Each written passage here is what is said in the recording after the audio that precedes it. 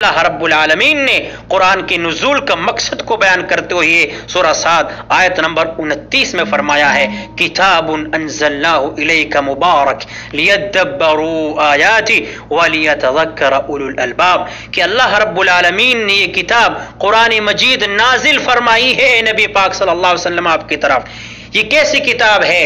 مبارک، یہ مبارک ہے، یہ بلیسنگ ہے، بابرکت کتاب ہے، اور اس کے نزول کا مقصد کیا ہے؟ لیدبروا آیاتی، کہ تاکہ لوگ اس کی آیتوں میں غور و فکر کریں اور اس کو سمجھ کر پڑھیں اور عقل مند لوگ اس سے نصیحت حاصل کریں۔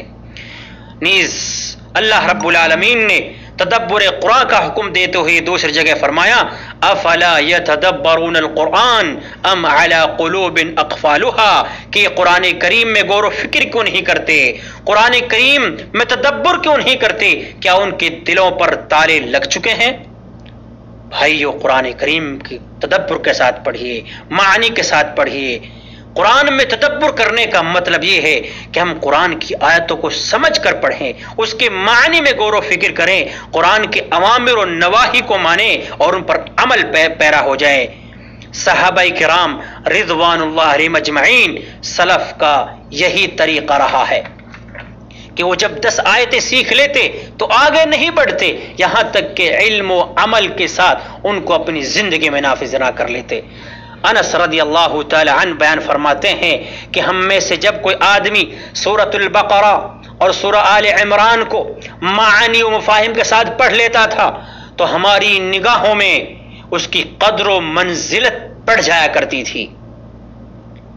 امام ابن قیم رحمہ اللہ فرماتے ہیں کہ قرآن کریم کی ایک آیت کو غور و فکر، تدبر و تفکر کے ساتھ پڑھنا، یہ بغیر تدبر غور و فکر کے قرآن کریم کے ختم یعنی مکمل کرنے سے بہتر ہے۔ یہی سلف کا طریقہ کار رہا ہے کہ ان میں سے کوئی رات سے صبح تک ایک آیت میں غور و فکر کرتے کرتے اپنا وقت گزار دیا کرتے تھے۔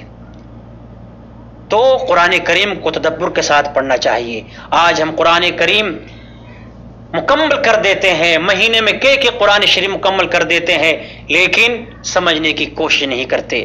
امام ابن تیمیہ رحمہ اللہ بیان فرماتے ہیں کہ عادتاً ایسا نہیں ہو سکتا کہ لوگ کسی فن کی کتاب یعنی بک کتاب جسے طب ہے، میڈیکل ہے یا حساب، ریاضیات، میتھمیٹکس کو بغیر سمجھے ہی پڑھتے ہوں اور اس کو سمجھنے کی کوشش نہ کرتے ہوں، ایسا ممکن نہیں ہے۔ تو اللہ کا کلام، اللہ کی کتاب اس سے کہیں زیادہ حقدار ہے کہ اس کو سمجھ کر پڑھا جائے، کیونکہ قرآن مجید جس قرآن مجید میں ان کی لوگوں کی دنیا آخرت کی نجات اور سعادت مندی مضمر ہے، تو قرآن کریم کو سمجھ کر پڑھنا چاہیے۔ جس طرح دوسری کتابوں کو ہم سمجھ کر پڑھتے ہیں تو قرآن کریم یہ بدرجہ اولا اس بات کے حقدار ہے کہ اس کو سمجھ کر پڑھا جائے۔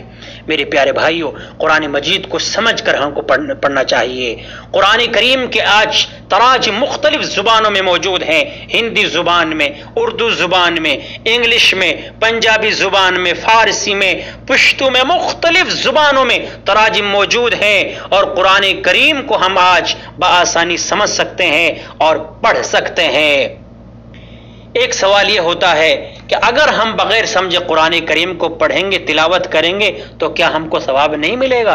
میرے بھائی، ثواب تو ملے گا، لیکن قرآن کریم کے نزول کا مقصد پورا نہیں ہوگا۔ وہ ہے قرآن کریم کو تدبر کے ساتھ پڑھنا۔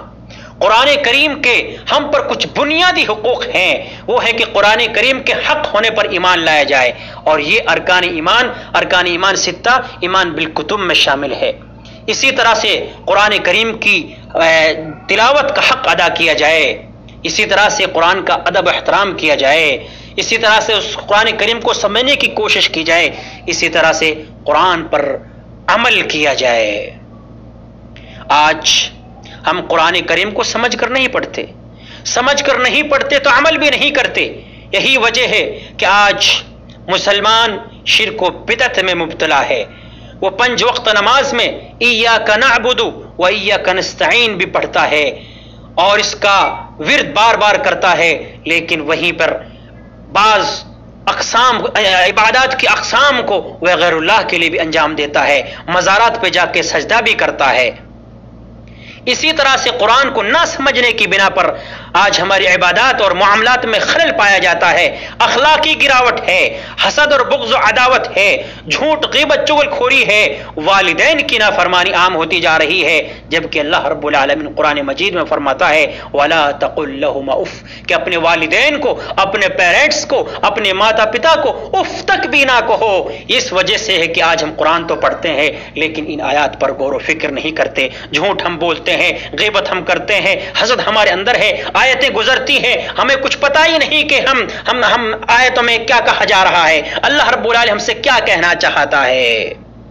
ہم قرآن مجید کے نزول مقصد کو بھول گئے، ہم نے قرآن مجید کو صرف محفلوں میں سجایا ہے، الماریوں میں سجا کے رکھ دیا ہے، شادیوں میں دینے کا رواج بنا لیا ہے، تعویذ گنڈا کے لیے استعمال کیا جا رہا ہے، اور ہم اپنے نبی مکرم، اپنے پیارے نبی محمد صلی اللہ علیہ وسلم کی پیاری پیاری تعلیمات کو پس پش ڈالنے لگے ہیں۔ تو آئیے عہد کریں کہ قرآن کو ہم سمجھ کر پڑھیں گے، دوسروں کو پڑھائیں گے اور اس پر عمل پیرا ہوں گے۔ تو میرے بھائی اور دوستو، قرآن مجید کو سمجھنا آسان ہو گیا ہے، اس کا طریقہ بالاختصار میں آپ کو بتا دیتا ہوں تاکہ آسانی ہو۔ آپ جو بھی زبان جانتے ہیں، جس زبان کو جانتے ہیں، اردو آپ جانتے ہو، ہندی آپ جانتے ہو، انگلش زبان جانتے ہیں تو انگلش میں یا ہندی میں، مثال کے طور اردو میں، آپ اردو میں قرآن کریم کا ایک معتمد تفسیر، ترجمہ ما تفسیر، ایک قرآن کریم کا ایک نسخہ لے لیں، کہیں سے آپ لے سکتے ہیں۔ اور اس سلسلے میں میں رائے دینا چاہتا ہوں کہ ایک ترجمہ جونا گڑھی ہے اور تفسیر مولانا صلاح الدین یوسف کی ہے، جو شاہ فہد قرآن کریم پرنٹنگ کمپلیکس مدینہ منورہ سے شائع ہوئی ہے، بہترین ترجمہ اور بہترین تفسیر ہے۔ اگر یہ مل جائے کہیں سے تو آپ اس کو لے لیں اور اس کو پڑھیں آہستہ آہستہ، اور اس کے بعد آپ ایک نوٹ بک ساتھ رکھیں، نوٹ بک ایک کاپی ساتھ میں رکھیں کہ جس آیت کا مفہوم سمجھ میں نہ آئے اہل علم سے رابطہ کریں، فاسألوا اہل الذکر ان کنتم لا تعلمون۔ اسی طرح سے اللہ تعالیٰ سے دعا کرتے رہیں کہ اے اللہ مجھے اپنی کتاب سمجھا دے۔